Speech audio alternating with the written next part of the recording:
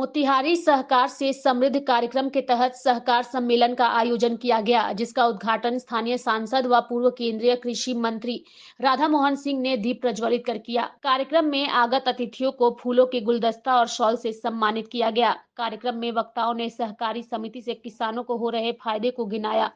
वहीं सांसद राधा मोहन सिंह ने केंद्र सरकार द्वारा सहकारी समिति के लिए लाए गए योजनाओं के बारे में बताया। मौके पर सांसद व पूर्व केंद्रीय कृषि मंत्री राधा मोहन सिंह ने कहा कि केंद्र की मोदी सरकार ने पैक्सों को बहुउद्देशीय बनाने के लिए 25 क्षेत्रों में कार्य करने का प्रावधान किया है। खाद्य वितरण, प्रधानमंत्री जन औषधि केंद्र और एलपीजी डिस्ट्रीब्यूशन समेत कई कार्यों की जिम्मेवारी पात्रता रखने वाले पैक्सों को दिए जाने का काम हो रहा है।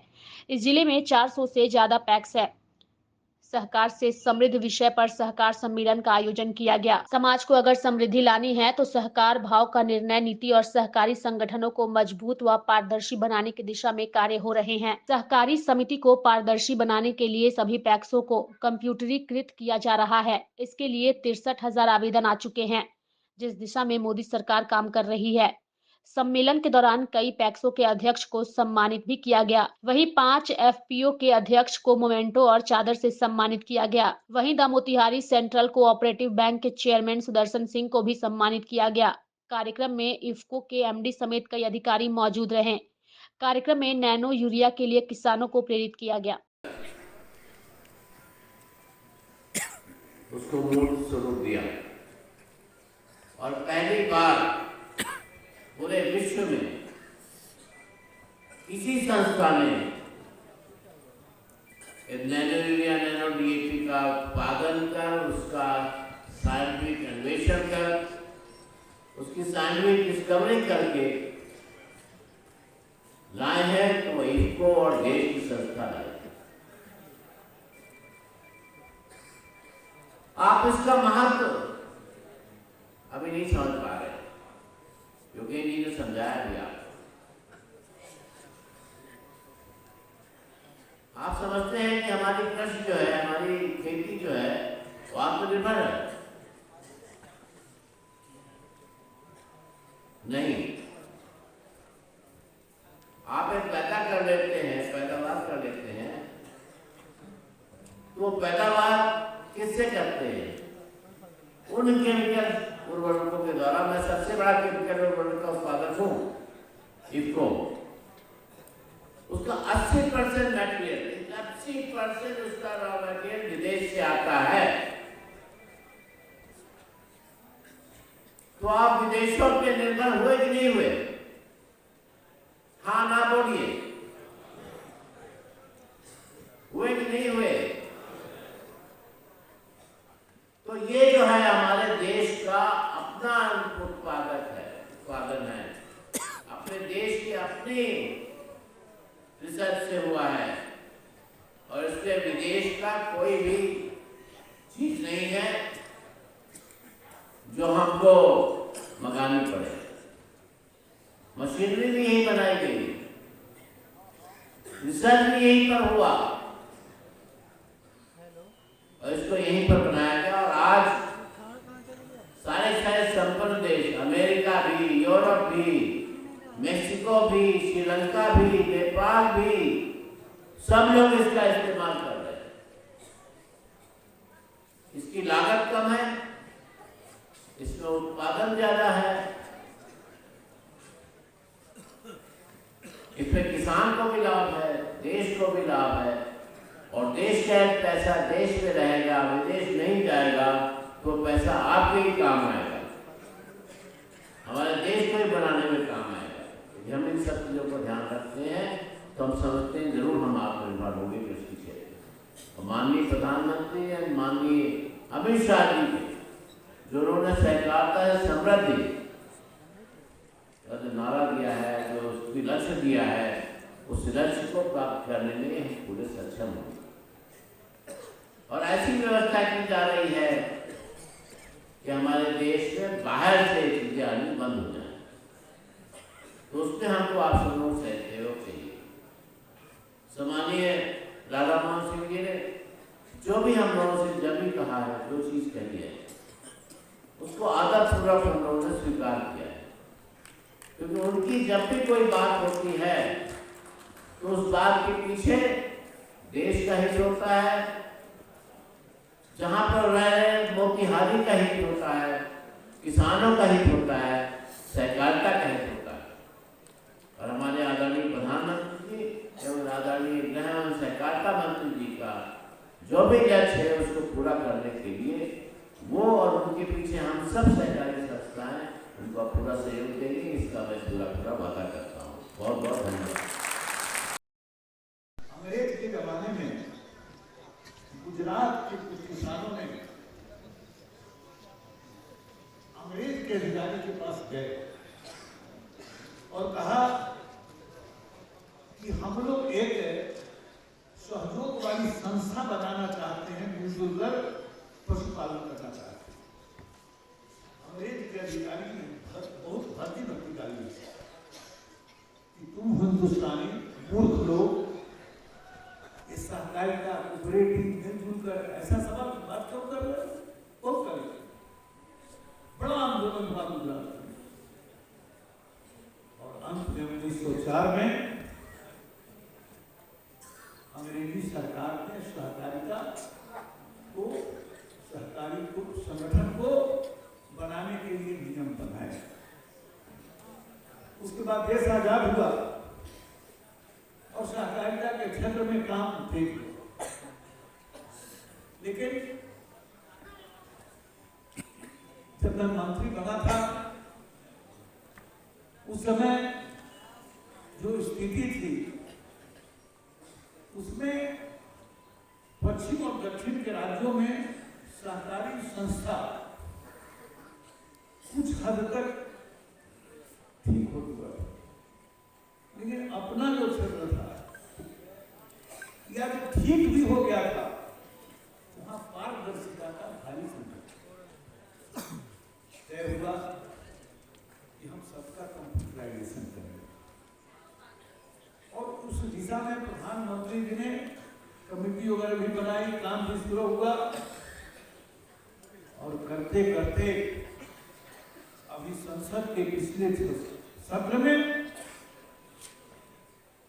सहकारिता के कानून में नियमावली में भारी परिवर्तन और जो परिवर्तन हुआ उसके पीछे प्रधानमंत्री जी अमित शाह जी का मानना है कि टैक्स जब बहुउद्देशीय होगी तभी वो और अधिक सशक्त और आर्थिक रूप से व्यवहारिक होगा और इसके लिए इसके नेतृत्व में सहकारिता मंत्रालय द्वारा टैक्स के लिए आदर्श उपलब्धियां सभी प्रदेश के सभी राष्ट्रीय संघ और सभी हितधारकों से परामर्श करने के पश्चात 5 जनवरी 23 को एक सर्कुलेशन नियमावली पूरे देश में परिचालित की गई।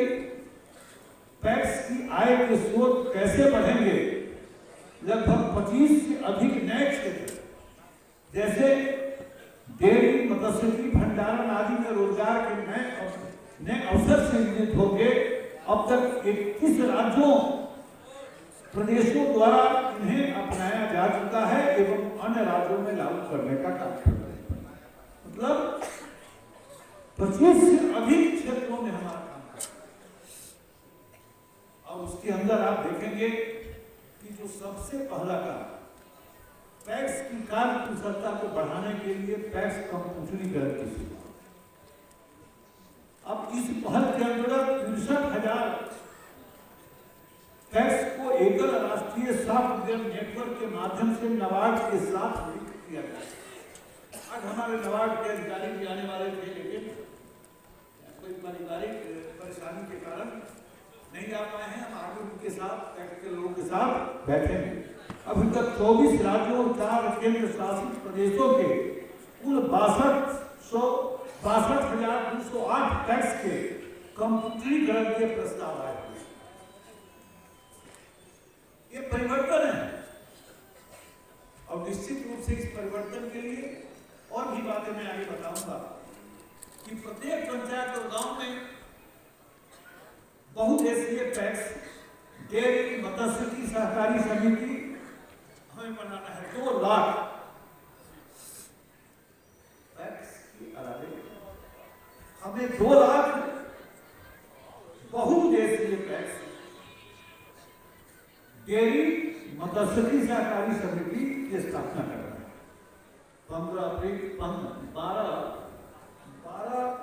15 फरवरी 2023 को कैबिनेट द्वारा अनुमोदित इस योजना में अगले 5 वर्षों में अब तक कवर जो पंचायत नहीं किए गए हैं, जो गांव कवर नहीं हुए हैं, वहां पर भी नए बहुउद्देशीय डेयरी मत्स्य का भी स्थापित करने का लक्ष्य है। इसके अंतर्गत भारत सरकार की विभिन्न योजनाओं को प्राथमिक सहकारी समितियों के स्तर पर केंद्रीकृत किया जाएगा। योजना के क्रियान्वयन हेतु एक कमेटी बनाई गई है और नई समितियों की स्थापना के लिए भी कार्य योजना नाबार्ड और एनएफडी, नाबार्ड से अपरिचित है और एनएफडी जो है ये भी गुजरात के अंदर इसका मुख्यालय है। ये दोनों को मिलाकर इस कार्य योजना की जिम्मेदारी दी गई है। और इसी तरह से ये जो भंडारण की व्यवस्था, इसको और मजबूत करना, मैं मंत्री था, 100 करोड़ रुपया पूर्वी चंपारण को भंडारण के लिए और एक मंजिला इमारत भवन का भी निर्माण कराया गया था, जिसका उस दिन हमने उद्घाटन किया। बहुत बड़ा सभागार बना है। फिर जितने कॉमन सर्विस सेंटर थे वो पैक्स के अंदर काम करें, यानी पैक्स की आमदनी कैसे बढ़े। पैक्स मतलब किसान की आमदनी जो पैक्स से जुड़े हैं उनको बढ़ाने के लिए ये आपको कॉमन सर्विस सेंटर की स्थापना, फिर एफपीओ। प्रधानमंत्री माननीय नरेंद्र मोदी जी की प्रेरणा और गृह मंत्री सहकारिता मंत्री अमित शाह जी के मार्गदर्शन में जो देश के अंदर सहकारिता के क्षेत्र में क्रांतिकारी बदलाव हुए हैं, सहकारी आंदोलन को मजबूत करने की दिशा में सबसे पहले तो मोदी सरकार ने अलग से सहकारिता मंत्रालय का गठन किया और आज देश के यशस्वी हमारे सहकारिता मंत्री श्री अमित शाह जी के नेतृत्व में कई पहले शुरू की गई, बल्कि पैक्सों को बहुउद्देशीय बनाने के लिए 25 क्षेत्रों में काम करने के लिए उनको प्रावधान किए गए हैं। जैसे जन औषधि केंद्र से लेके आपको जो खाद्य वितरण का है, जन औषधि केंद्र है, फिर एलपीजी डिस्ट्रीब्यूटर, और इस पात्रता के आधार पर देश में अभी पैक्सों का चयन की प्रक्रिया शुरू हो गई है। कुछ को मिल भी चुका हुआ है और जहाँ तक अपने जिला का सवाल है, यहाँ 400 से ज़्यादा पैक्स है। और यहाँ पर आज जो एक सम्मेलन था, सहकार सम्मेलन, जिसका विषय था सहकार से समृद्धि। यदि समाज में समृद्धि लानी है तो सहकार भाव की निर्मिति और सहकारी संगठनों को मजबूत बनाना, पारदर्शी बनाना, देश के सभी पैक्सों को पारदर्शी बनाने के लिए कंप्यूटरीकरण 63,000 ऐसे आवेदन अभी तक आ चुके हैं और इस दिशा में मोदी सरकार तेज़ी से कार्रवाई कर रही है। हमारे यहाँ 400 से ज़्यादा पैक्स है और यहाँ पर आज सारे पैक्स अध्यक्ष और एफपीओ 20 है, तो किसान लगभग हमको लगता है कि 2,500 किसान आज यहाँ उपस्थित थे। तो अभी सबसे पहले 5 हमारे जो पैक्स हैं उनको ड्रोन देने की घोषणा की गई है इफ्को के द्वारा। इफ्को 5 पैक्स को ड्रोन देगा और 2 ऐसे पैक्स को भी ड्रोन देगा जिसका महिला अध्यक्ष, और इसका मेरिट के आधार पर चयन की प्रक्रिया 1-2 दिन में पूरा होगा और फिर ट्रेनिंग होगी और ये ड्रोन मिलेगा। इससे हमारे क्षेत्र के किसानों को की समृद्धि में ये 7 ड्रोन की बहुत बड़ी भूमिका होगी। मैं इसके लिए इफ्को को बधाई देता हूँ और हम प्रधानमंत्री जी और अमित शाह जी के आभारी हैं कि उन्होंने सहकारिता के क्षेत्र में बड़े और क्रांति।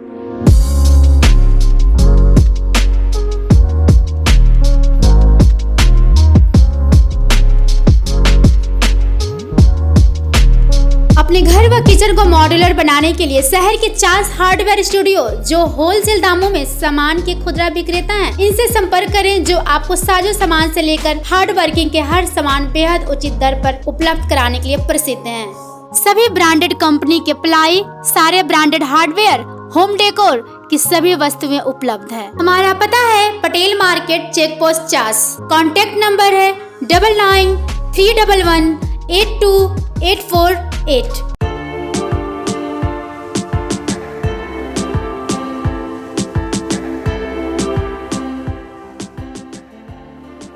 शहर के 50 बोकारो में आपके लिए लाया है अनोखी बुटीक की शानदार डिजाइनिंग युक्त all type fabric, fashionable and different type all stitching जैसे suit piece, cotton kurti, fancy purse, accessories, jewellery, designer blouse जो आपके पहनावे को देती है एक अलग पहचान। तो देर किस बात की, जल्द पधारे अनोखी बुटीक। हमारा पता है Patel market, check post 50। Contact number है 9060828627।